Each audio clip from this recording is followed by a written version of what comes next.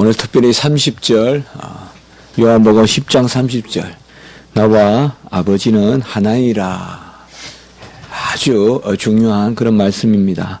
주님께서 이 땅에 오셔서 삼위일체 되신과 또 아버지께서 보시는 것을 나도 보고, 또 아버지가 생명이니 나도 생명이고, 또 아버지는 나를 아시고 나는 아버지를 아시고, 그리고 이제 나와 아버지는 하나이니라 라고 이렇게 아주 귀한 말씀을 저희들에게 허락하십니다.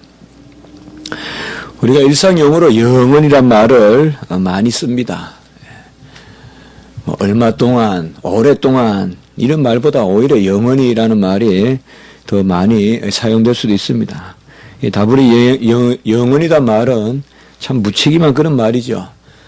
그래서 우리가 영혼을 알 수도 없고 영혼에 가다할 수도 없는데, 이 현세에서 무슨 약속을 하면 영원하다, 그리고 또 영원히 돌본다, 사랑한다, 지킨다, 이런 말들을 많이 합니다. 미쁘신 분은 하나님이시기 때문에 우리는 아무리 뜻이 일치한다 해도 능력이 없어서 그것을 지킬 수 없고, 또 혹 능력이 가닿는 듯 해도 뜻도 일정하지 않기 때문에 우리는 미쁨이 없습니다.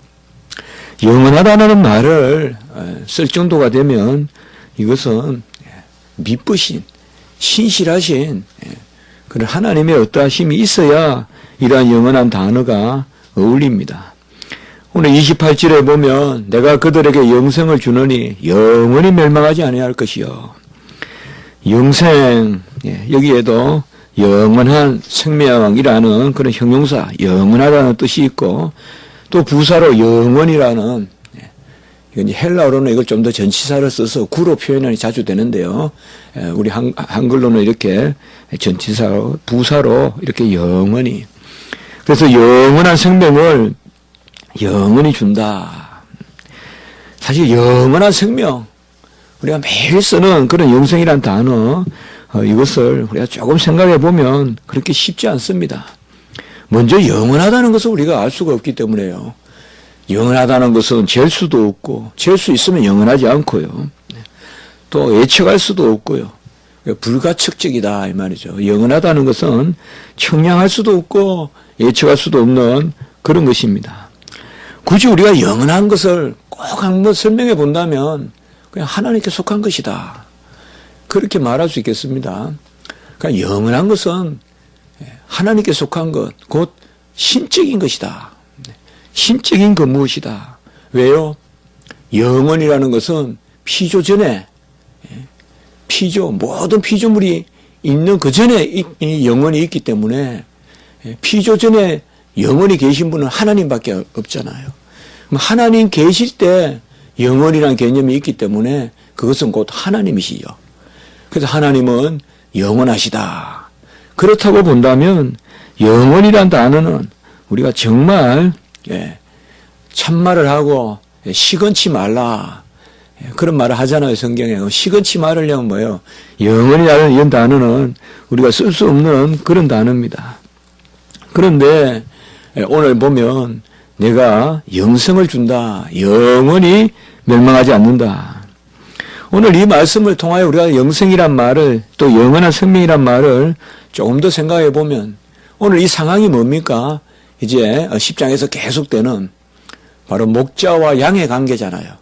목자는 양을 위하여 생명을 바치고, 또 목자는 양의 음성을 듣고, 또 양의 문이고, 그렇게 본다면 우리가 조금 쉽게 생각해 본다면 이 영생이란 말은 목자가 영원히 양을 보호하겠다, 혹은 목자가 영원히 양을 품겠다, 곧 영원히 양을 자녀 삼겠다.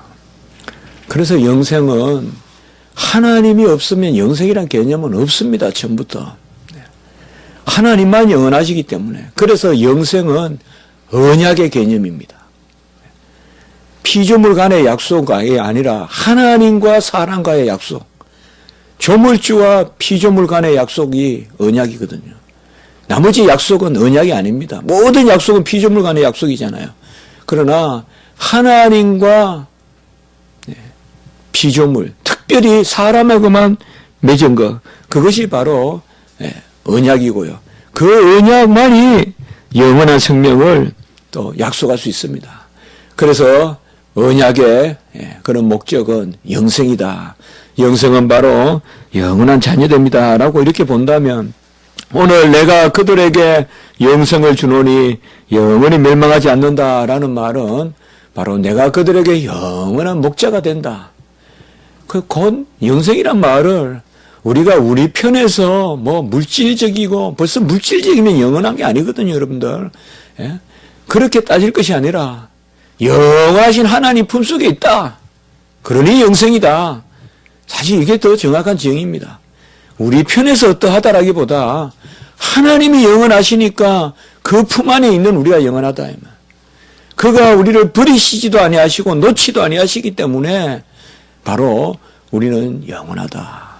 영생의 개념은, 언약의 개념은 바로 하나님과 우리 사이에 그런 관계를 떠나서는 있을 수 없습니다.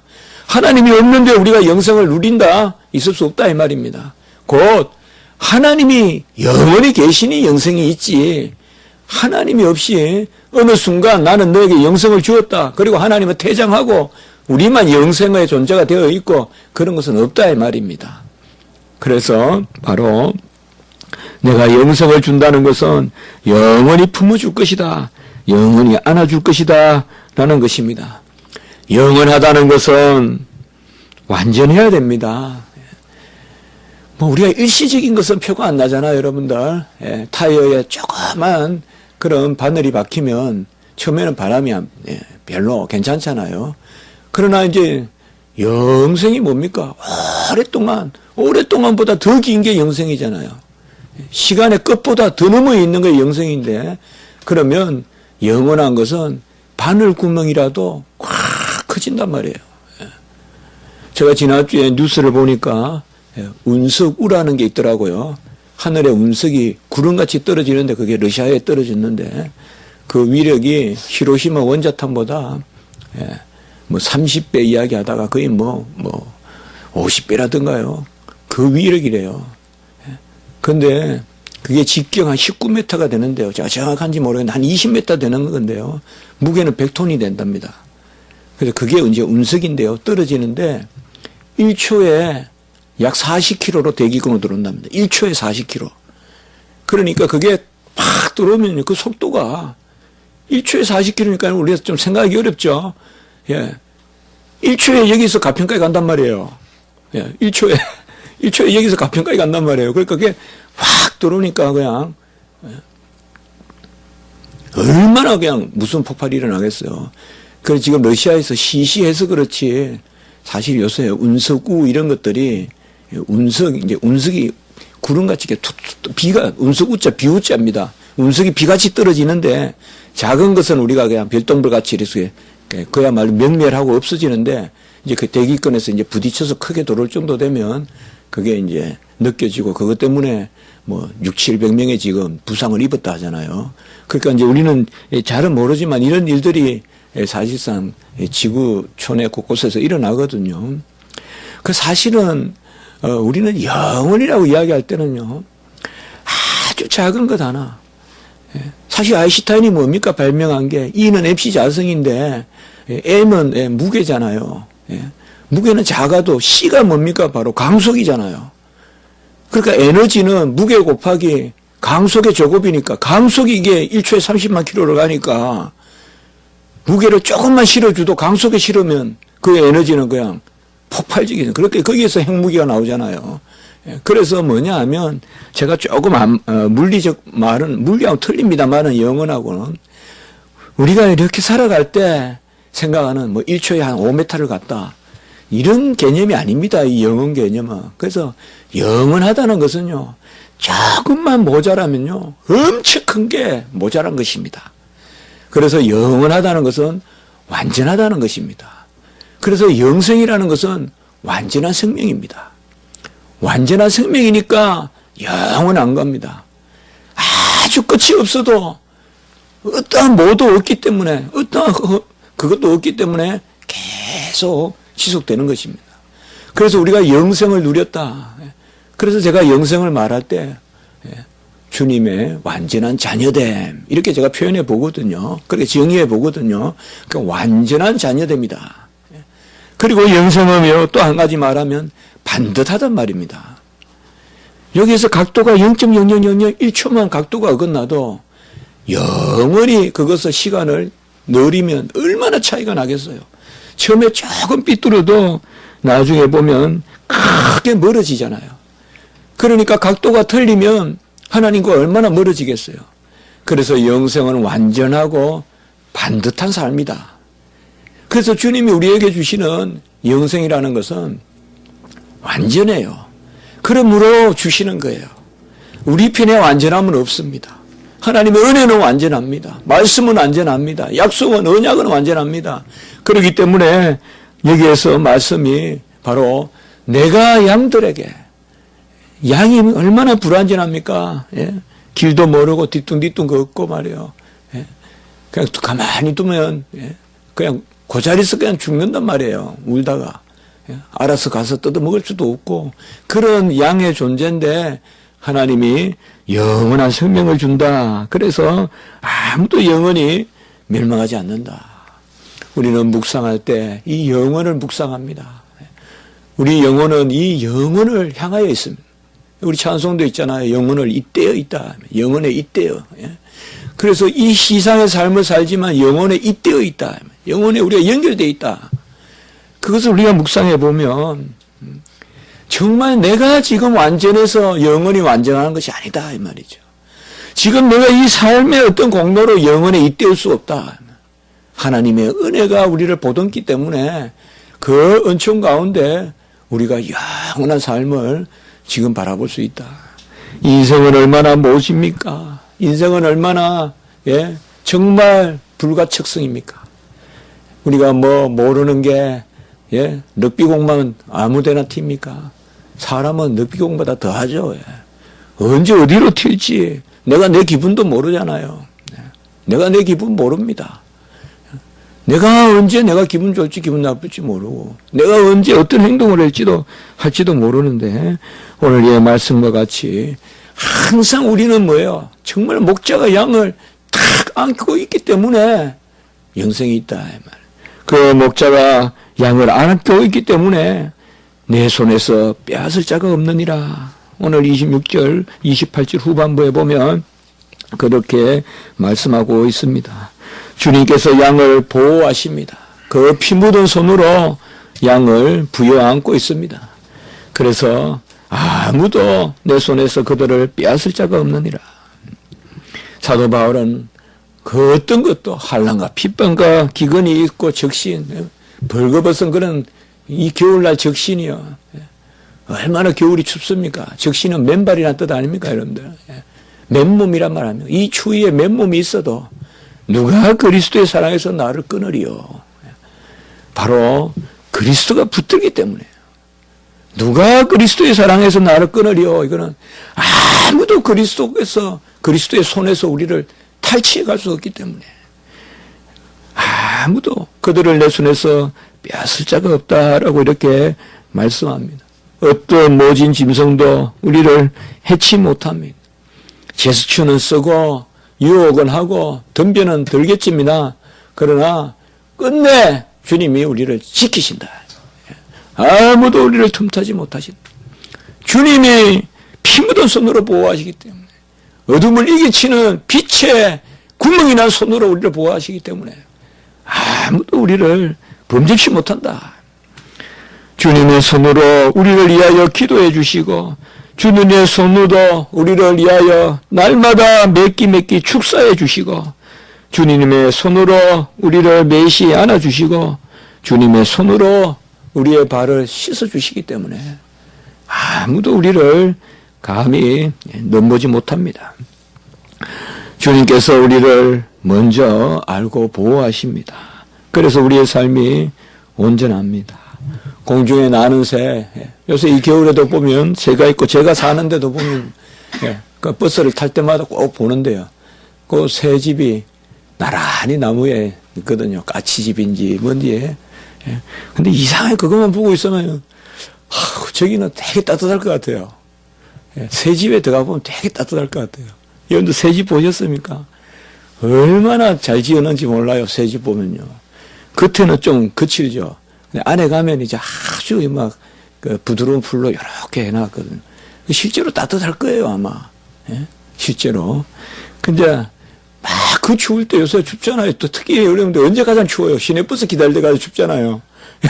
시내버스 기다릴 때 보면 거기에 새 집이 있는데 새 집 보면 그렇게 따뜻해 보여요. 나도 저기 들어가서 한번 살아봤으면 좋겠거든요. 우리 집이 좀 춥거든요. 예. 추워요. 우리 자다가 일어나서 막 옷 껴입고 예. 양말 2개 신고 이렇게 자야 되거든요. 예. 그 양말을 안 아끼면서 왜 예. 가스를 아끼는지 모르겠어요. 그 양말도 소모품 아닙니까? 근데 난 그 이해가 안 됩니다. 양말하고 옷은 안 떨어집니까? 근데 왜 양말하고 옷은 안 아끼면서 가스는 아끼는지 그건 좀 이해가 안 되거든요. 예. 주님께서 우리를 잘 지키고 정말 주님의 울타리에 우리를 주시기 때문에 양의 문에 되시고 예. 이 주님의 손이 오늘 참 재미있는 표현이 있어요. 28절에는 내 손이라 하고 29절에 보시면요. 이제 한번 예수님이 아무도 내 손에서 양들을 빼앗지 못한다. 그러면 이제 예상되는 게 뭐예요? 대적하는 무리들이 네 손이 뭔데 네 손이 뭔데 할 거 아니에요. 그러니까 이제 29절에 물론 그런 질문은 없지만 29절에 보면 그들을 주신 내 아버지는 만물보다 크심에 아무도 아버지 손에서 빼앗을 수 없느니라. 자, 이제는 아버지의 손이 나옵니다. 우리가 요한복음에 보면요. 계속 아들이 알고 아버지가 알고 아들이 행하는 것을 아버지가 보시고 계속 보면 아들의 일은 아버지의 뜻을 이루는 것이고 아버지와 아들은 항상 함께 일하시고 계속 아버지와 아들이 나오는데요. 오늘 여기에 말씀해 보면 아들의 손이 우리를 보호하시고 29절에 보면 아버지의 손이 또한 우리를 보호하신다라고 이렇게 표현하고 있습니다. 그리고 30절에 보면 나와 아버지는 하나이니라 라고 이렇게 표현합니다. 그래서 아버지와 나는 하나이다. 나와 아버지는 하나이다. 에고카이, 호파테르, 헤네스멘 이게 아주 헬라어로 아주 중요한 구절입니다. 나와 아버지는 하나이니라. 칼빈 주석에 보면요.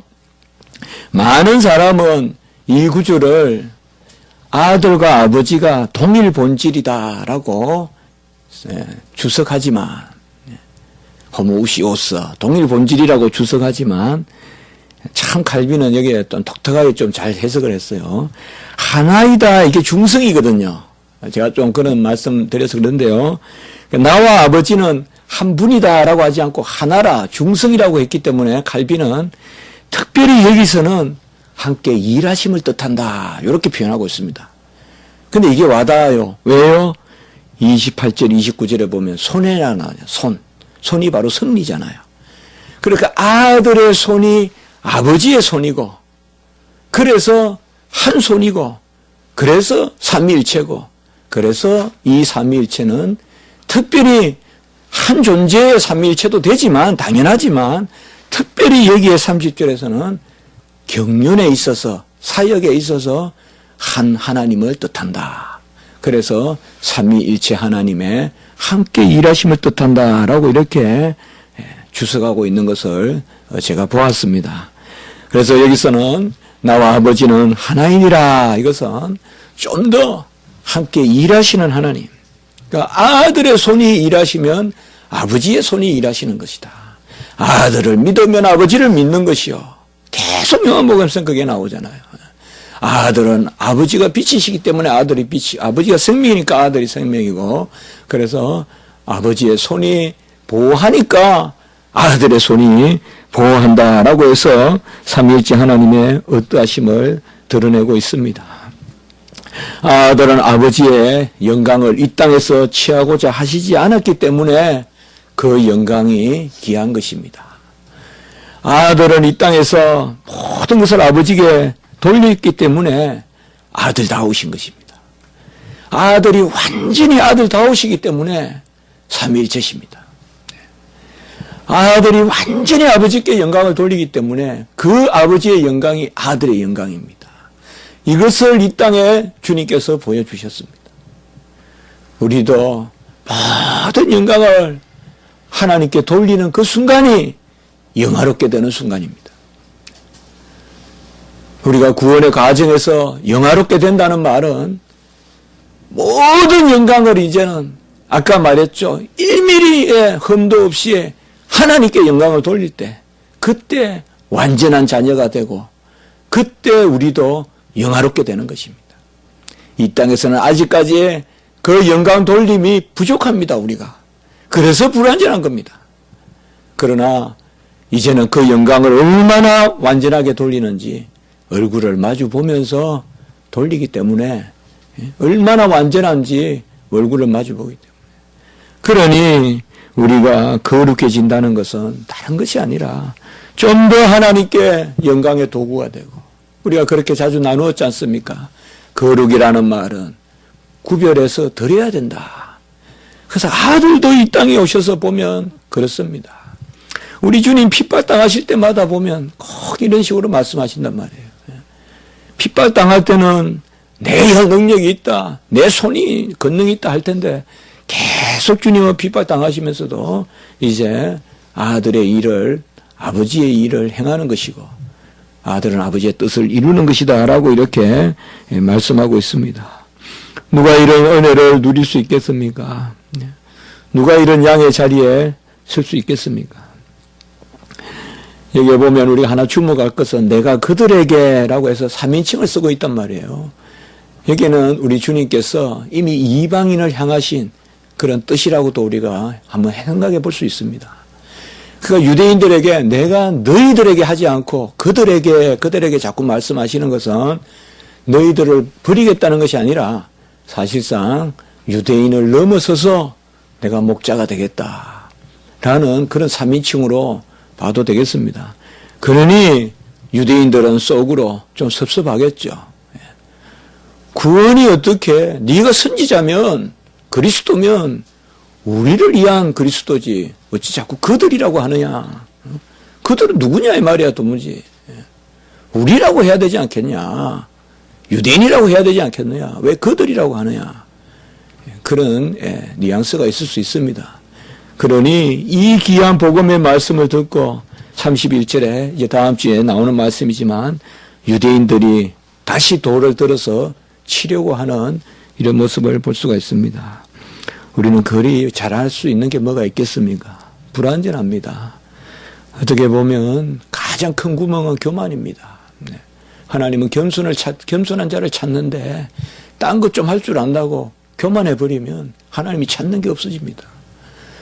못해도 겸손하면 하나님은 겸손한 자를 찾는다 했잖아요. 그렇기 때문에 우리는 어떻게 보면 못한다 하는 겸손이 우리의 은사입니다. 약할 때 강함이 된다라고 이렇게 사도 바울이 겸손했잖아요. wan컨대 겸손이 오늘 주님도 계속 이렇게 낮춘단 말이에요. 핍박을 이기는 힘은 겸손인 줄 믿습니다. 내 교만 때문에 넘어집니다. 내 교만 때문에 일을 못합니다. 겸손하면 일할 수 있습니다. 교만하니까 두려운 것입니다. 내가 하려고 하니까 두려운 것입니다. 겸손히 하면 핍박을 당하나 이깁니다. 오늘 주님께서 이 도를 보여주시고 나와 아버지는 하나이니라. 이런 구절은 아주 우리가 귀한 구절이기 때문에 이란들은 예수님이 지금 여호와의 증인도 뭐예요? 저 이슬람도 그렇고 전부 다 뭐예요? 예수님은 그냥 한 인간 선지자에 불과하다 그러는 사람들 아니에요. 이 여호와의 증인도 예수님의 선지자 그리스도 대신 믿지 않잖아요.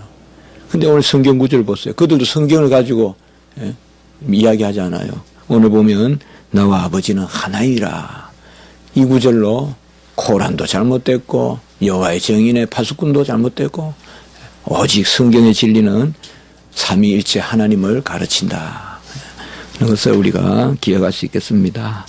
이런 은혜가 우리 모든 분들에게 있기를 하나님 앞에 기원하는 것입니다. 한번 기도드리겠습니다.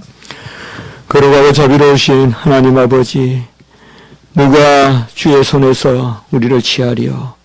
언약의 약속의 말씀, 평강의 말씀, 복된 말씀, 소망의 말씀, 아버지여 약속으로 인치신 영원한 작정의 말씀을 들려주시니 감사합니다.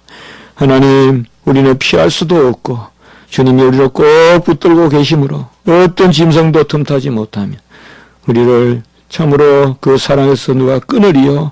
사도 바울의 고백이 오늘날 우리의 고백인 줄 믿습니다. 하나님, 이 보호하심 가운데 우리가 자라게 하시고 이 보호하심으로 담대함을 얻게 도와주시고 원컨대 우리는 불완전하나 영성의 완전함을 허락하여 주셨사오니 그 완전함을 바라며 기뻐하게 하시고 우리가 낮아진 가운데서 주의 일을 감당하며 우리 주님께서도 그 손으로 일하시되 아버지의 손으로 일하신다고 돌린 것과 같이 우리도 우리 손으로 이 일을 감당하고 주의 행사를 감당하더라도 모든 것을 하나님께 올려드리는 그런 모습이 되게 주여 도와주시옵소서. 오늘 한날 예배 가운데 역사하여 주시고 우리 모든 성도님들 붙드시고 인도하시며 또 순서마다 하나님 은혜를 더하여 주시고 주일학교 위에 함께하여 주시고 말씀대하지 사장님들 함께하여 주시고 또 우리 쉼터 위에도 하나님의 은혜를 더하여 주시옵소서. 건강하게 하시고 영혼의 안락과 희락이 있게 도와주시옵소서. 감사하옵고 구주 예수 그리스도 이름으로 기도드리옵나이다. 아멘.